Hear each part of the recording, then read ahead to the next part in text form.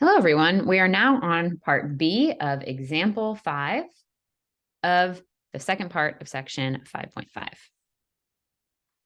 All right, so let's take a look at the integral here. So again, in this section, we're using the integral tables to complete these integrals. You might recognize this integral as one that we met using our integration by parts. But in this section, we're going to use our integral tables to complete this integral.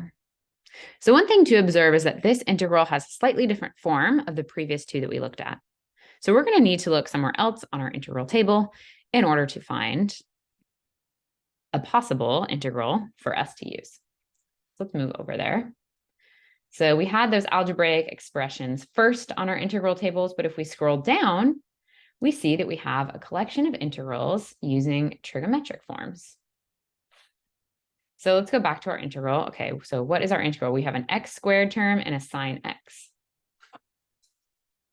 So the integrals on these tables are all in terms of u. We just have x's, so that's okay. So whenever we see a u, we'll just think about x. And let's take a look and see if we recognize any integral here that looks like ours. Well, you might notice that 84 looks very similar to our integral. Again, we have x for u, and in our case, our n is equal to 2. So I'm going to write down this solution for the integral using n equals 2. So I'm going to go back to our notes to do that. Make sure you have your integral table out with you so you can follow along. Make sure I'm filling in everything okay. All right, so I'm going to write out using formula 84, number 84. This integral becomes negative x squared. Again, I'm going to use 2 for n and x for the u in the formula, times cosine of x plus 2 square root of x cosine x plus c. So we haven't completely solved the integral because the solution includes an integral. So let's go ahead and look back at that integral table and see if we have an integral of this form. So we have an x and a cosine x. So do we see any integrals that look like that? In fact, we do. We see that integral 83 is exactly what we want there. In our case, again, we're just using x's instead of u's.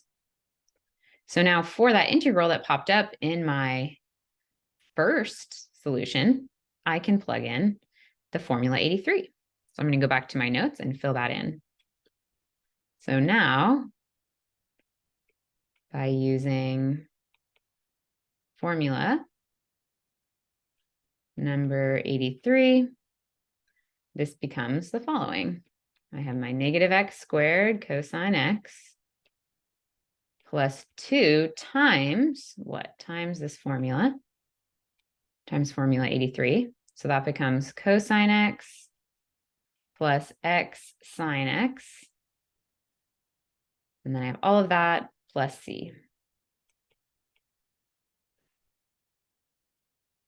All right, so there we have our solution.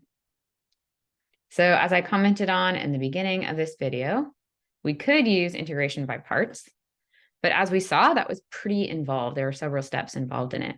So that's why these formula tables have come about, so that they simplify the process of completing integrals.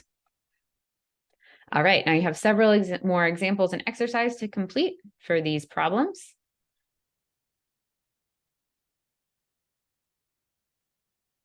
Feel free to rewatch this video or any of the videos from this section.